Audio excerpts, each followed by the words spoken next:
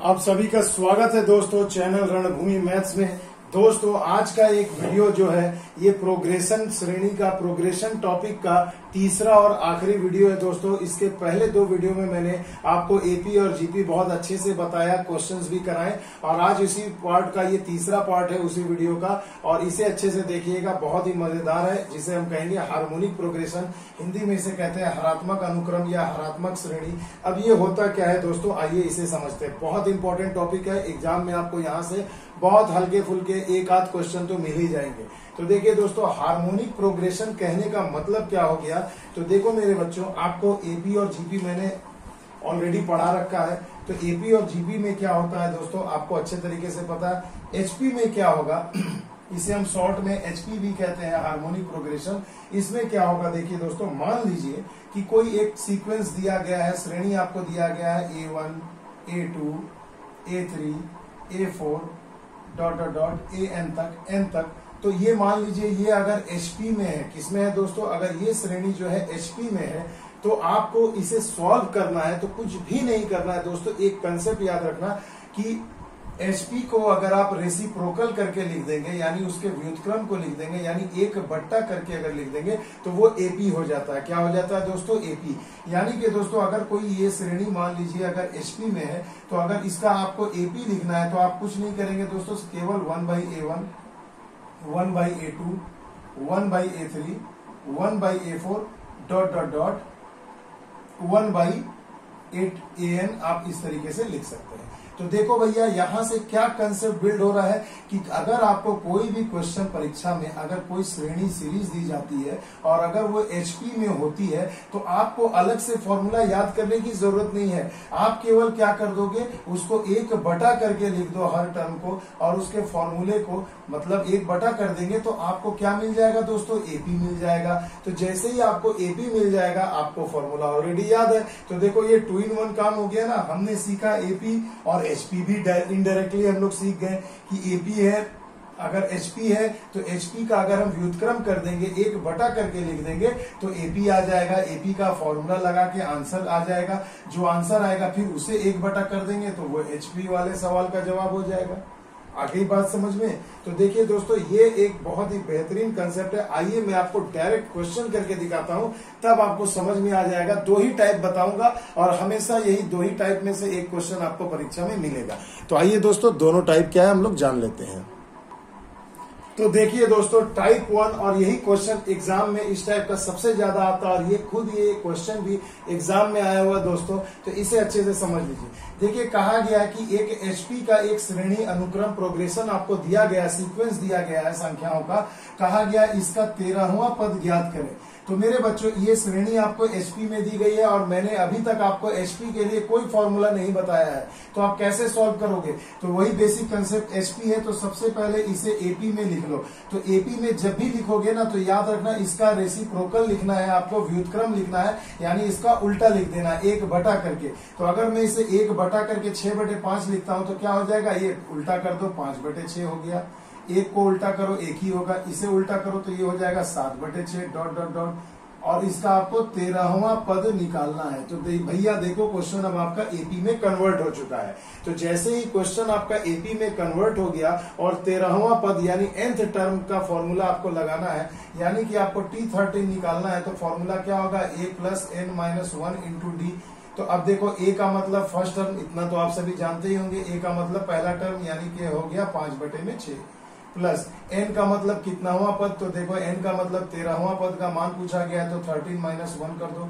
अब ये d मतलब डिफरेंस, कोई भी दो पद के बीच का अंतर। तो देखो d हमने कैसे निकालना बताया था आपको, दूसरा टर्म माइनस पहला टर्म, इसे माइनस कर लो तो हो गया 1/6, यानी d में आप बिठा दोगे 1/6। क्लियर दोस्तों, बस हो गया आपका क्वेश्चन सॉल्व। देखो आ गया 5/6 प्लस 12 गुणे 1/6, 6 से कैंसिल हो गए 2, 6 दूनी 12, 5 17/6, यानी T13 आपका कितना आ गया दोस्तों, 17/6।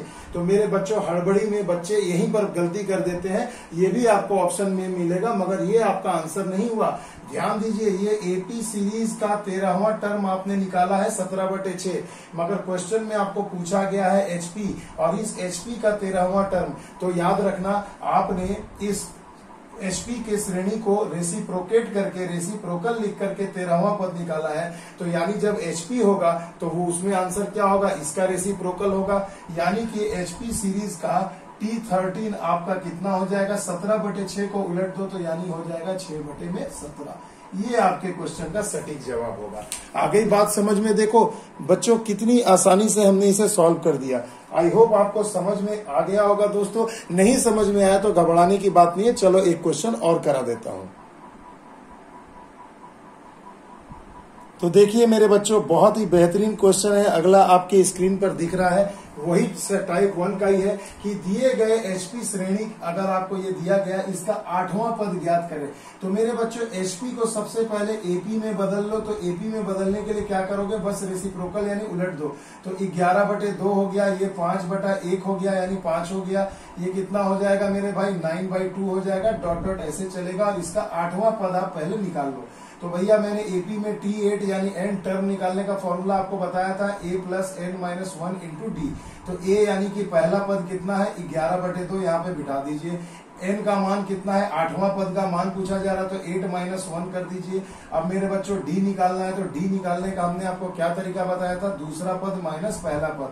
तो देखो भाई d हम यहाँ पर साइड में निकाल लेते हैं, तो कितना हो जाएगा, 5/1 माइनस 11/2। तो देखो 2 × 5 = 10 यानी हो गया -1/2। तो डी का मान कितना हो गया भैया, -1/2। तो -1/2 हम यहाँ लिख देते हैं।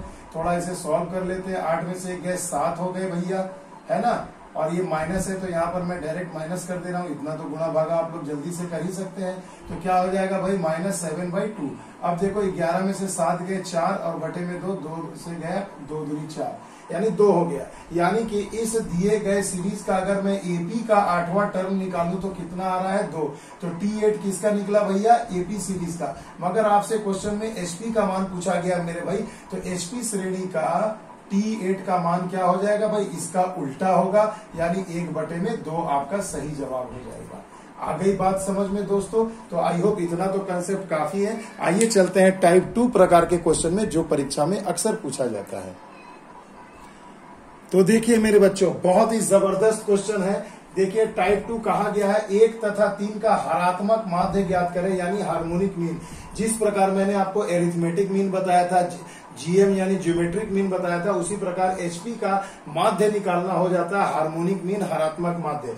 बहुत जबरदस्त टेक्निक है दोस्तों। मान लीजिए 2 संख्याएं हैं a तथा b, और कहा जाए कि इन दोनों के बीच का हरात्मक माध्य हार्मोनिक मीन बताएं, तो उसका फॉर्मूला हो जाता है HM का। क्या हो जाता है भैया, 2 × दोनों संख्याएं a × b और बटे में इन्हीं दोनों संख्याओं का योग। ये होता है भैया HM का यानी हार्मोनिक मीन का फॉर्मूला।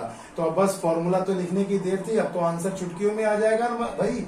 तो देखो यहाँ हार्मोनिक मीन हमने लिखाना है 2a यानी कि ये a है और ये b है, 2 संख्या है a b, किसी को भी मान लो, बात कोई फर्क नहीं पड़ता।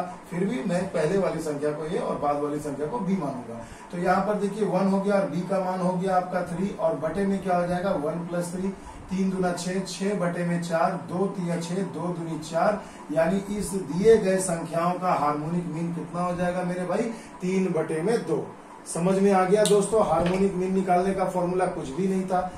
अच्छा दोस्तों, और एक बात रह गई है कि मान लीजिए जैसे मैंने अभी आपको टाइप 1 में जो क्वेश्चन कराया, इसी प्रकार से एक एचपी सीरीज दे देगा, बोलेगा कि इसके कितने हमें टर्म का मान 125 होगा, 240 होगा, कुछ भी पूछेगा मेरे भाई, एपी निकालो, वहां से आप उसको 1 करके एपी निकाल लो और फिर जो आंसर आए उसको आप जीपी में बदल दो, तो 1 कर देना।